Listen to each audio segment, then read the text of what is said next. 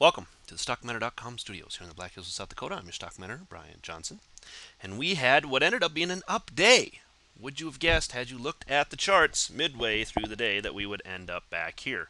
We did. Looking at that little thin gray line, you can see the move down to start the day, the move right back up to end it.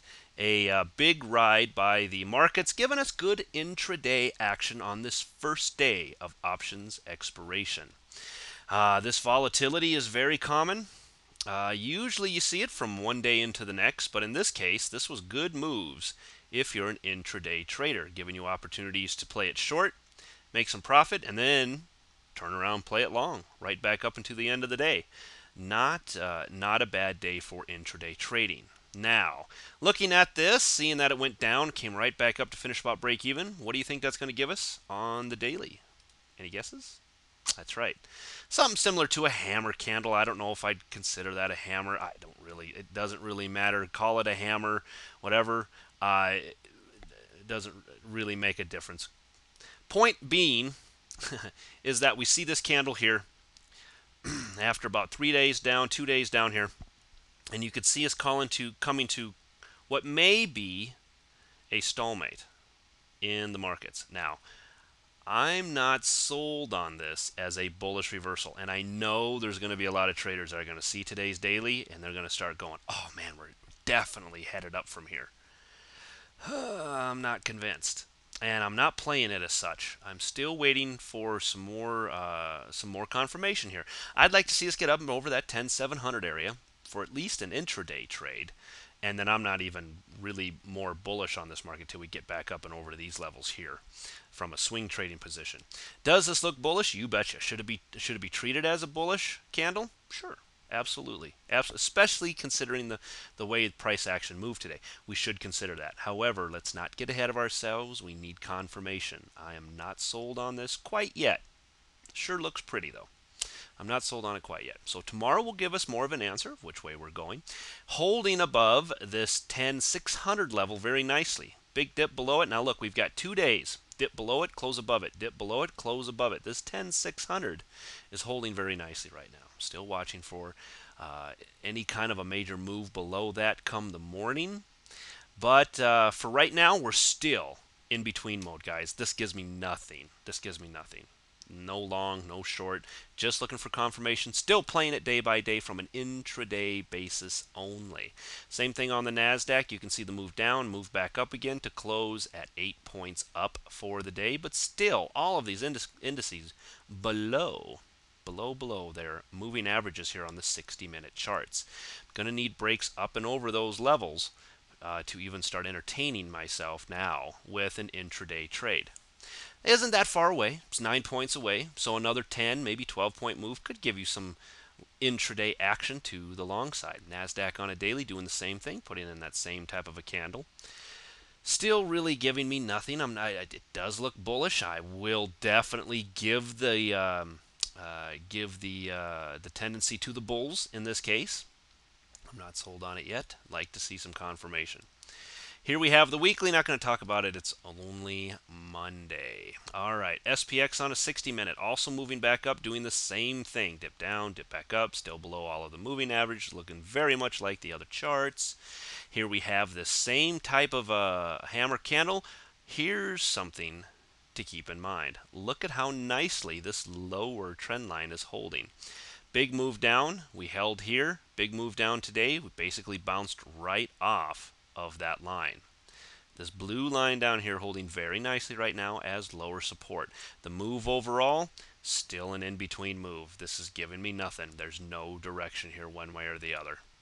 Weekly, Monday, not going to talk about that quite yet. VIX on a daily was down as it should have been, almost 1% on the day, bringing us back into that kind of yellow to red area now, just holding on to this support nicely for the time being. This is a weekly, so we got a long ways to go before we know exactly what the VIX is going to decide to do. But it just works like this, guys. Right now, we're kind of at a teetering point, right in between the red and the yellow area on the VIX itself. Markets move up, VIX moves down. Markets move down, VIX moves up. But will it hold up here, and will the fear continue to run this thing upwards, we don't know. We're in between on all of the indice charts. We've got to let the charts give us a direction here. They still, even after today, no direction whatsoever. It's all sideways chop. Apple on a 60-minute holding pretty nicely to this lower. Now we got a break below it. Came right down to where? Just above that 247.50 mark that I like. Love that 247.50. That is really one of my areas that I watch quite a bit on Apple. I think any good break below 240, let's call it 247, could certainly take us back to here to maybe refill that gap. It's a big move, but it would be a nice $13 play to the short side in Apple. Once again, let me reiterate, being very careful about playing Apple short. You can see strong support here at the 250, strong support at 243. That gap isn't until we get way down here to 235, so there's a lot of support for Apple to work its way through if it's going to make it down there. Overall, though, just kind of chopping down, just slowly making its way down. Still opportunities for Apple to get up and above this and still make a big move to the upside, leaving us with what could be a 1, 2, large 3 here, a big pullback for 4 here, and now working on a 5 up or working on another 5 down. We don't know. That's why I'm so very neutral on the markets right now. We're really in in-between mode, guys. Got to be very, very careful. Apple on a weekly, hanging on to Big Blue.